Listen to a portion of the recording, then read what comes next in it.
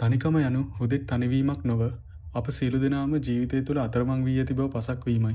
කුඩා කල අප සිතුවේ අත්දැකීම් බහුල වැඩිහිටියන් සතුව ජීවිතයේ සියලු ගැටලු සඳහා නිවැරදිව පිළිතුරු ඇති බවයි. එදා අපට තිබූ ප්‍රශ්නවලට ඔවුන් දුන් පිළිතුරු අප හිස්මුදුනින් පිළිගත්තේ එබැවිනි. නමුත් දෛවයේ සරදමක මහත අද අප සිටින්නේ එදා අප උසස් යයි සිතූ ඒ වයස් සීමාවේමය. අද අප යම් කෙනෙකුට උපදෙසක් දෙන විට ඒ පිළිබඳ අපටම ඇත්තේ කොතරම් විශ්වාසයක්ද? අප ඇත්තටම සියල්ල අවබෝධ කරගෙන සිටිනවාද නැතහොත් හුදෙක් අනුමාන කරමින් සිටිනවාද? කුඩා කල අපට තනිකම නුහුරු වූයේ අප වෙනුවෙන් පිළිතුරු සොයන වැඩිහිටියන් කෙරෙහි අප තැබූ විශ්වාසය නිසාය. නමුත් දැන් අපට වැටහෙන්නේ ඔවුන් සිටියේද අද අප සිටින අඳුරේම බවයි. කිසිවෙකුත් ජීවිතය සම්පූර්ණයෙන්ම වටහාගෙන නොමැත. ඇත්තේ වටහාගත් අය සිතා සිටීම පමණි. වයසත් සමග අප හුදකලා වන්නේ මේ අනාරක්ෂිත බව සහ අවිනිශ්චිත බව අප වඩාත් වෙලා ගන්නා බැවිනි. අතරමං වීම ගැන කිසි විටකත් බිය නොවන්න. මන්දයත් ලෝ වඩාත්ම ලස්සන තැන් අප නෙත ගැටෙන්නේ අප යා යුතු මඟ අහිමි වූ මොහොතකයි.